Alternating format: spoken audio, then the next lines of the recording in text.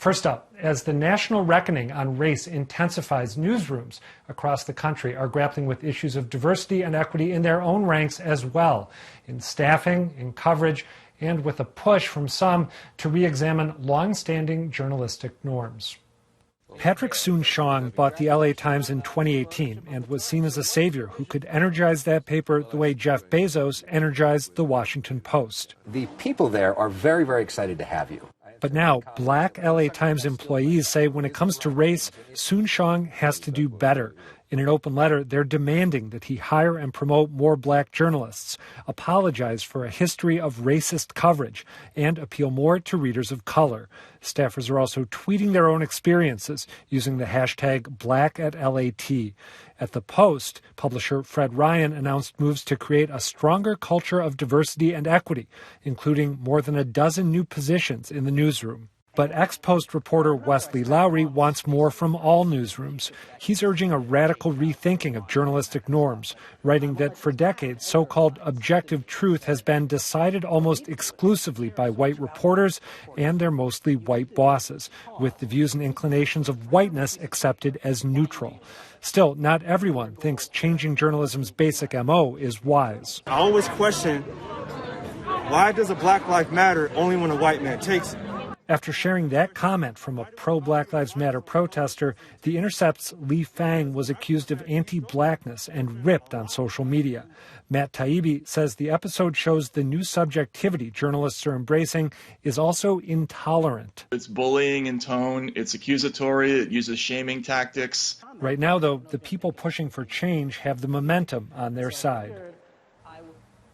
So, guys, we have a whole bunch of issues to try to unpack here. Let's start, if we can, with diversity in newsrooms and the effect it has on what we have tended to think of as objectivity. I'd love to know if you all buy Wesley Lowery's idea that objectivity, as we've traditionally defined it, really sort of represents the white person's view from nowhere.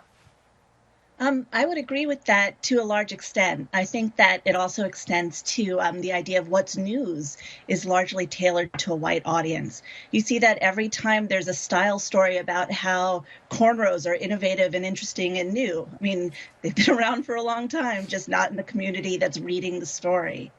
I think having a diversity of perspective is paramount. I think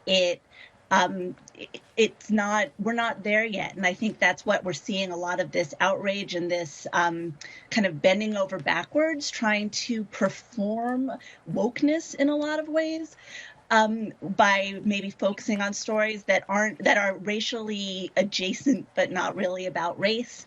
But I mean, as a woman of color who's been in newsrooms now for around 30 years, I can tell you there are times where you feel like you have to represent everyone who looks like you, whether you grew up in the Bronx or in the Bayou. It doesn't matter, even though those are really two very different life experiences and backgrounds. But without having the diversity of perspective, you end up with a lot of stories that miss the mark. You can only think it's innovative to write about what it feels like to be an outsider if you've never been one, and assume all your readers haven't been one either. You know, I do think it's important to have diversity within a news organization. I've told this story before of I think it was 2 or 3 years ago. There was this tragic story of a young kid who was left at home alone with a younger, like a toddler. And there was a fire, and the toddler ended up losing his life. And there was this discussion happening on a show, and the white anchor or host was, say, how in the world could these parents ever leave these two kids? Why didn't they leave them with a babysitter? And the host of color said, well, you got to think of this differently. Like, these people probably don't have the money for a babysitter. They're working their jobs. They don't have the kind of background that you are accustomed to. And that was a moment, just a little slice that I thought, wow, that's where a different perspective was brought to the table because of someone's background, who they are. And so I think it's very important to have different faces, different cultures within a newsroom. But I do think that this is a time for us to be a little cautious as we make these changes. It is not a numbers game. I would not say that we should have, 10 news slots for black reporters, or, 5 slots or whatever it may be. I think it has to be a real strategy, because at the end of the day, if we're just plugging numbers into news organizations, we're not getting at the problem. I think news organizations need to take a step back, look at their entire organization as to how they have dealt with issues of race, and then make strategic steps along the way. Those are the ones that I think ultimately will have the most success. Diversity in newsrooms has been an ongoing problem for a number of years, and it's been getting worse instead of better because the business has been shrinking. We learned earlier this year that the American Society of News Editors, which has been putting out a diversity report for the country's newspapers every year, couldn't even put a report out this year because the newspapers weren't giving them the numbers they needed to do the report. So this is a long overdue move to try to correct that. Briefly on Wesley Lowery's excellent column, I think that there's been some misunderstanding of what objectivity is. At one point, he says, we don't really need objectivity, just be fair and tell the truth. Well, that's actually a definition of objectivity. And Tom Rosenstiel, who's one of the big thinkers in our field, wrote this epic thread on Twitter saying, first of all, how much he liked and agreed with much of what Wesley Lowery wrote. But then second of all, this is what objectivity is. It's not false balance. So good for Lowery. I'm assigning his column to my students this fall.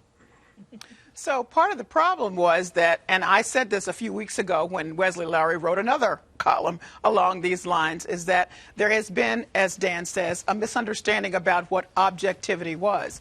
It's always meant that we would be fair, and as Tom Rosenstiel said so brilliantly, it would mean that reporters were to take objective methods of reporting, understanding they had bias, and as Wesley has said so beautifully, interrogate your own bias to make sure that your resulting product does not reflect that. It reflects what's happening in the story, even if you may feel completely differently about it. And somewhere along the lines, particularly in the most recent years, it's become very narrow. So it's either this side or that side, and that's it. And if you don't have both sides, when there may be, in fact, many sides, then somehow you're not objective.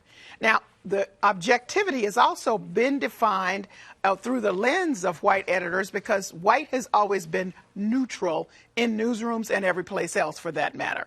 So if this is what white editors say is objectivity, then that's been the end of the story for a lot of the rest of us who don't look like those editors. And they are usually the people making the decisions, as Lylah said earlier, about what is news and what take we're going to have on any story and what seems unusual. So that is all very important to take in as we're having this discussion. I'm kind of most distressed by Matt Taibbi's piece, because I think he has just gone off somewhere that Wesley's not going, that the rest of us black reporters are not going. I think you want to always be in a position to say, have we gone too far? These are the same kinds of conversations we had when Me Too was first coming onto the line. We can have those conversations, but this is not all black reporters, and those of us who've been in these newsrooms and have experienced this years and years and years of it know of which we speak. So it's the first time many of us had a chance to even articulate it. Mm-hmm. Let me get the other three, Callie, to weigh in on Matt Taibbi's argument, because he is saying, among other things, and by the way, this is the latest in a line of critiques. He had said that he thought reporters were afraid to ask tough questions of Hillary Clinton in 2016. He said reporters were too credulous when it comes to the Russiagate narrative.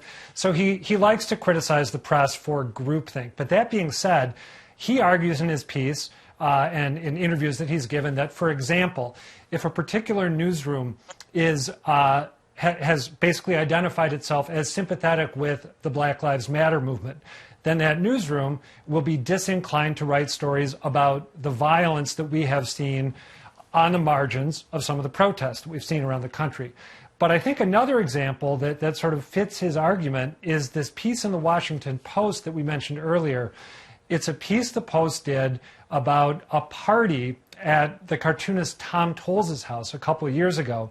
And the piece basically said, here are a couple Washington Post staffers who were incredibly uncomfortable when a woman showed up in blackface. This was a white woman who claimed that she was satirizing Megyn Kelly's contention, if you think back a couple of years, that blackface was funny. These two women, for very understandable reasons, were uncomfortable, but a lot of people were surprised that the Post decided to run what amounted to a piece on a social event at its own newsroom, and now the Post is taking some flack for the fact that the woman who showed up in blackface has lost her job, not at the Post, but somewhere else. So I'd be interested, Lylah, Dan, do you think, and Callie, you too, if we can get to you, do you think that post was that piece was journalistic fair game? I don't think it was. I think that the topic overall was, and this could have been an anecdote used in a bigger story. They could have interviewed everyone involved and used their stories as part of this different story. But I think that I can understand why they felt a need to examine it, because it was at a cartoonist's house who's associated with the Post, and it involved two people who also worked there. But overall, I think this is a great example of the feeling like you need to perform a certain amount of wokeness, a certain amount of empathy, when perhaps there was a better, bigger story there that could have been told that would have been more newsworthy. Sense that all right, really quickly, let me get the three remaining. Yeah, Dan, go ahead.